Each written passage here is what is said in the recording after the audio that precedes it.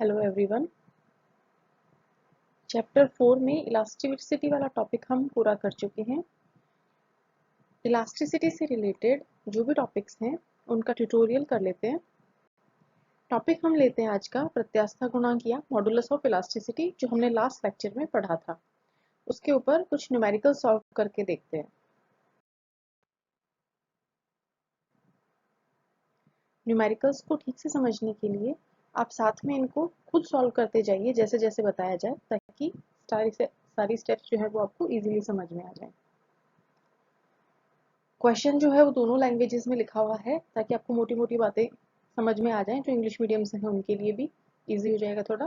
बाकी सॉल्यूशन सिर्फ हिंदी में किया हुआ है, पर इतना स्ट्रेसफुल कुछ है नहीं। इजीली आप कन्वर्ट कर सकते हैं अगर आपको बेसिक टर्म्स पता है तो।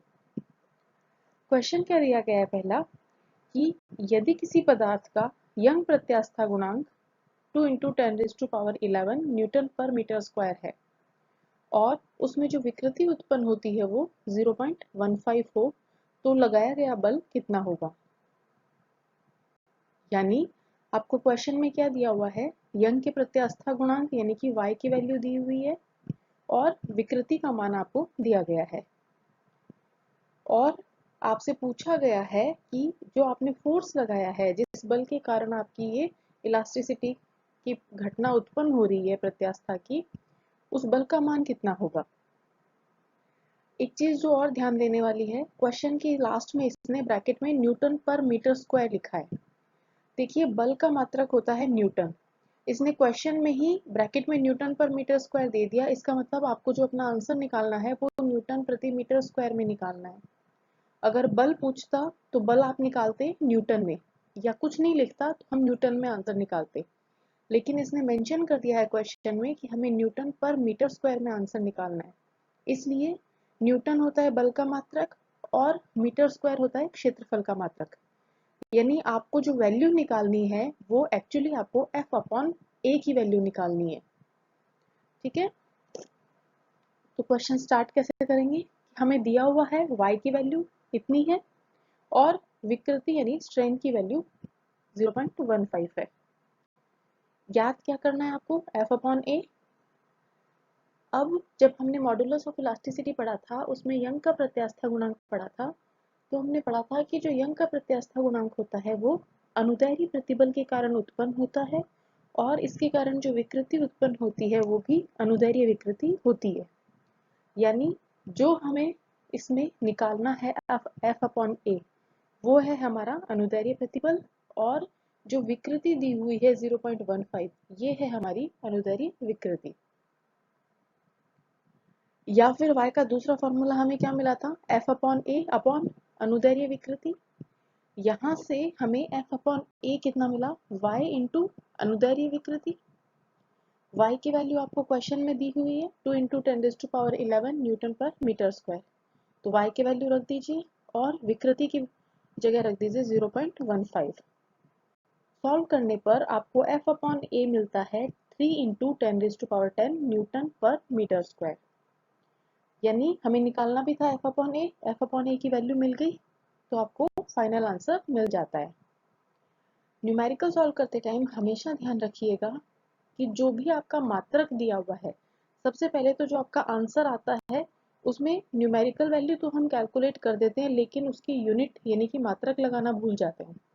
तो याद रख के आपको हर क्वेश्चन में, हर न्यूमेरिकल में अगर उस राशि की कोई यूनिट है तो वो जरूर साथ में लिखनी है। जैसे F/A का मात्रक होगा न्यूटन प्रति मीटर स्क्वायर, तो जो आपकी मैथमेटिकल वैल्यू आई 3 × 10⁻10, उसके आगे आपको न्यूटन पर मीटर स्क्वायर मात्रक लगाना है।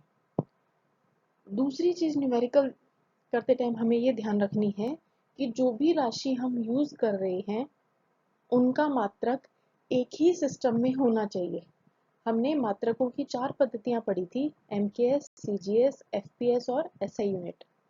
तो आप जिस भी पद्धति में मात्रक ले रहे हैं एक राशि का, बाकी राशियों के मात्रक भी आपको उसी पद्धति में लेने हैं। फॉर एग्जाम्पल, अगर आप बल के लिए MKS सिस्टम में न्यूटन का यूज कर रहे हैं, बल का मात्रक न्यूटन होता है MKS पद्धति में, तो अगर आप बल के लिए न्यूटन का यूज कर रहे हैं तो MKS में दूरी का मात्रक होता है मीटर, द्रव्यमान का मात्रक होता है किलोग्राम।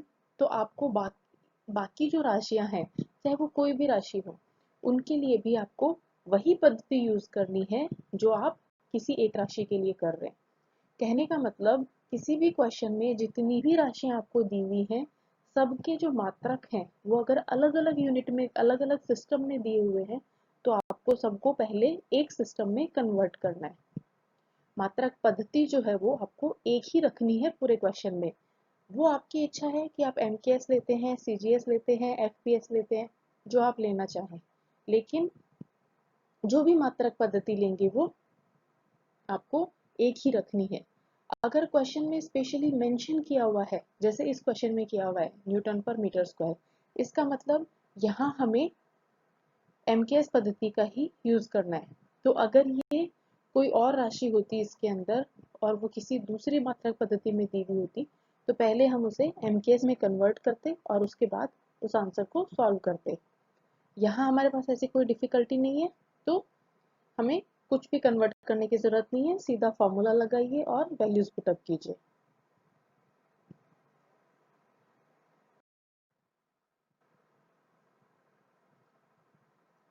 नेक्स्ट क्वेश्चन दिया हुआ है कि स्टील के अनुप्रस्थ काट का क्षेत्रफल 1 सेंटीमीटर स्क्वायर है। उसकी लंबाई को दुगुना करने के लिए कितने बल की आवश्यकता होगी? स्टील का यंग प्रत्यास्थ गुणांक 23 गुणा 10 की पावर 11 डाइन प्रति सेंटीमीटर स्क्वायर है। यानी आपको क्या क्या दिया हुआ है? अनुप्रस्थ काट का क्षेत्रफल दिया हुआ है, यानी कि कैपिटल ए।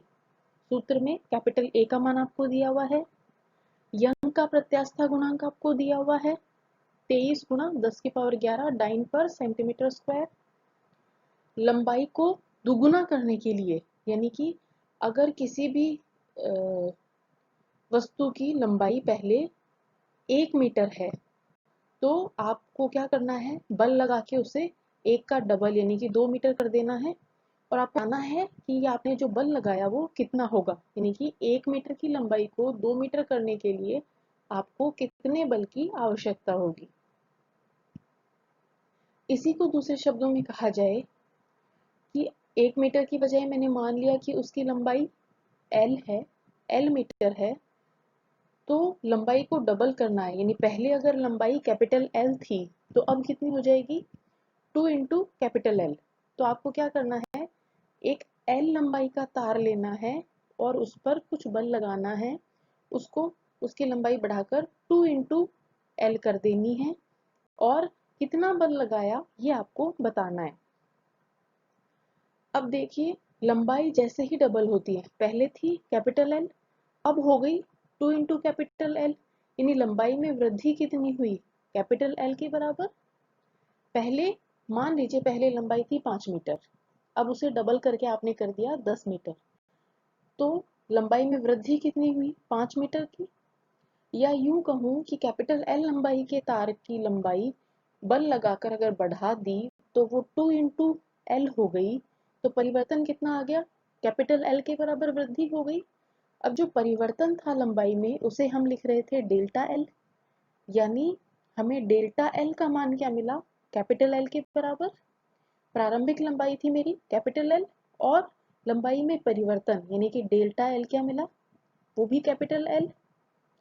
अब हम क्या जानते हैं कि यंग का प्रत्यास्थ गुणांक क्या होता है? कैपिटल Y से लिखते हैं।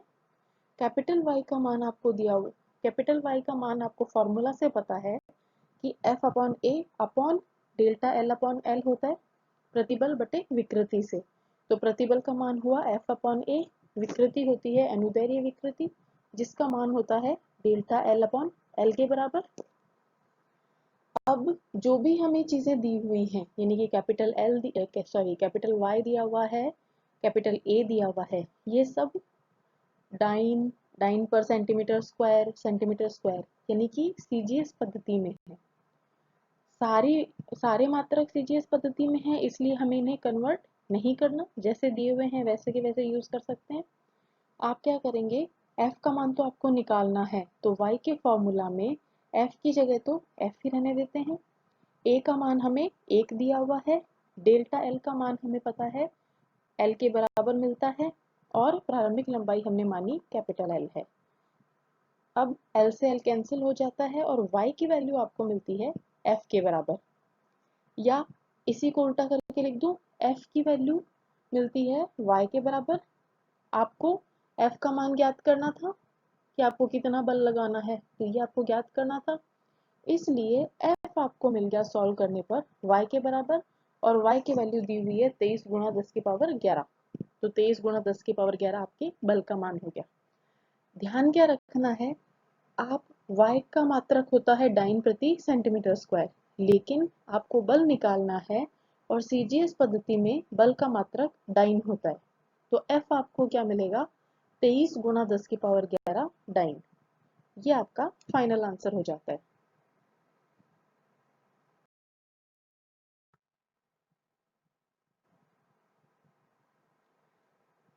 अब देखिए थर्ड क्वेश्चन मिलता है, जिलेटिन का एक block 60 mm into 60 mm into 20 mm का है।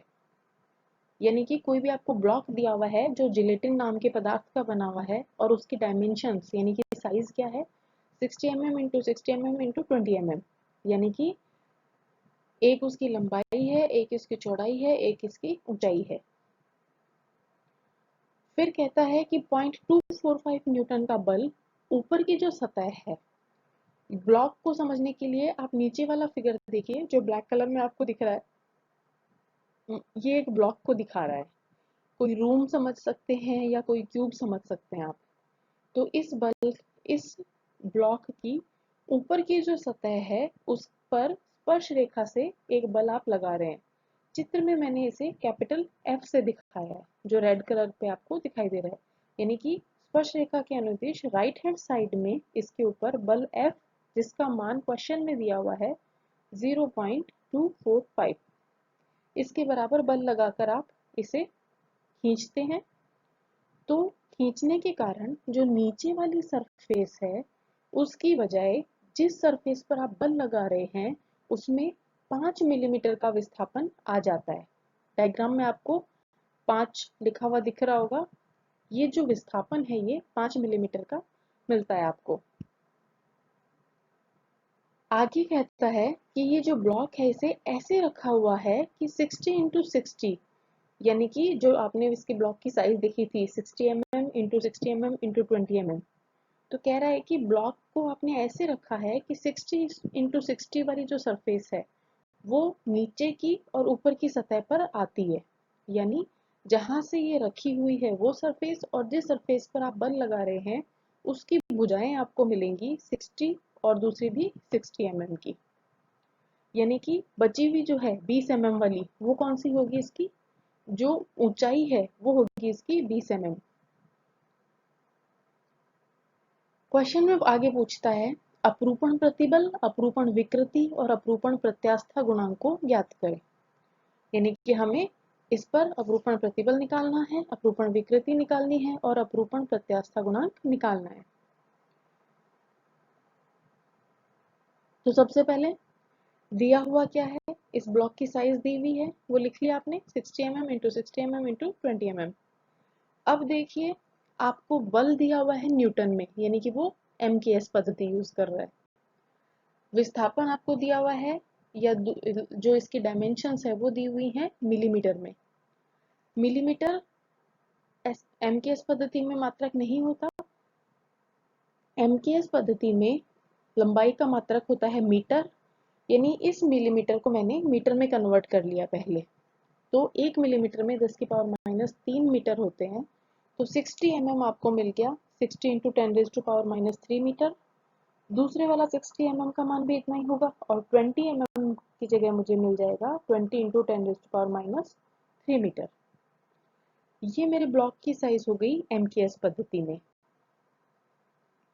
ए का मान कितना है, क्षेत्रफल कितना है उसकी सतह का, दोनों भुजाएं हैं 60 मिलीमीटर इंटू 60 मिलीमीटर, यानी क्षेत्रफल मिलेगा मेरे को लंबाई गुना चौड़ाई, यानी 60 mm इंटू 60 mm।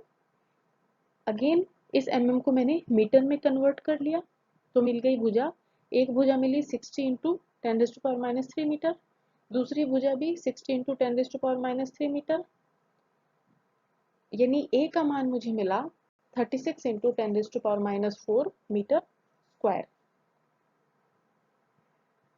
अब अपरूपण प्रतिबल क्या होता है? F/A के बराबर। F का मान आपको दिया हुआ है 0.245 न्यूटन। F का मान रख दीजिए और A आपने निकाल लिया, तो A का मान मिला था 36 गुणा 10⁻⁻⁴। दोनों वैल्यूज रखने पर आपको अपरूपण प्रतिबल मिला 68.1 न्यूटन पर मीटर स्क्वायर। क्वेश्चन में 3 चीजें पूछी हुई हैं, एक हमने निकाल ली। अब देखिए, अपरूपण विकृति निकालनी है आगे। अपरूपण विकृति का फॉर्मूला होता है डेल्टा एक्स अपॉन एल, जहां डेल्टा एक्स और एल क्या है ये समझने के लिए एक बार पुराने लेक्चर में जब हमने अपरूपण विकृति पढ़ी थी, उसके डायग्राम्स जो ब्लू कलर में सिलेंडर बने हुए हैं, जो फिगर ब्लॉक का अभी आपने देखा, उसके ऊपर वाले दोनों डायग्राम्स देखिए। जब हमने अपरूपण विकृति पढ़ी थी तब हमने पढ़ा था कि एक सिलेंडर है, बेलनाकार वस्तु है, जिसकी लंबाई या हाइट जो है वो कैपिटल एल है, जैसी आपको चित्र में दिखाई दे रही है। जब आप इसकी सतह पे बल लगाते हैं तो इसमें कुछ विस्थापन आ जाता है और ये विस्थापन डेल्टा एक्स के बराबर होता है, जो आपको चित्र 2 में दिखाई दे रहा होगा। इसी तरीके से जब आप इसको अपनी क्वेश्चन वाले फिगर से कंपेयर करते हैं तो जो विस्थापन है वो आपको मिला, दिया हुआ है 5 mm का, यानी डेल्टा एक्स का मान आपके पास कितना होगा? 5 मिलीमीटर के बराबर। और लंबाई क्या है इसकी, जो इस बेलन की हाइट थी, तो हमारे पास यहाँ आ जाएगा इस ब्लॉक की जो हाइट है यानी कि 20 mm। तो लंबाई की जगह एल की जगह मैंने लिख दिया 20। सॉल्व करने पर अपरूपण विकृति मुझे मिली 0.25। विकृति मात्रकहीन राशि होती है, इसलिए 0.25 के आगे कोई यूनिट नहीं आएगी।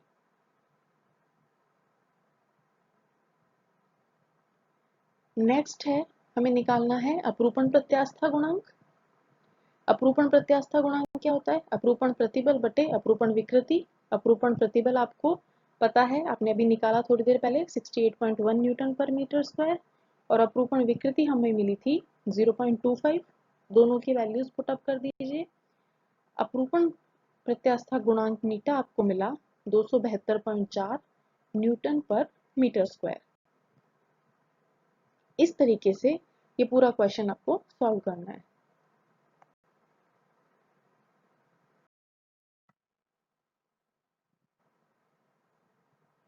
तीसरे टाइप का प्रत्यास्था गुणांक हमने देखा था आयतन प्रत्यास्था गुणांक। उसके ऊपर भी एक क्वेश्चन सॉल्व कर लेते हैं। क्वेश्चन दिया हुआ है, निम्न आंकड़ों से पानी के आयतन प्रत्यास्था गुणांक की गणना करें।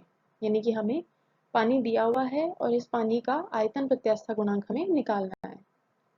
आंकड़े क्या दिए हुए हैं कि इस पानी की प्रारंभिक मात्रा थी 100 लीटर।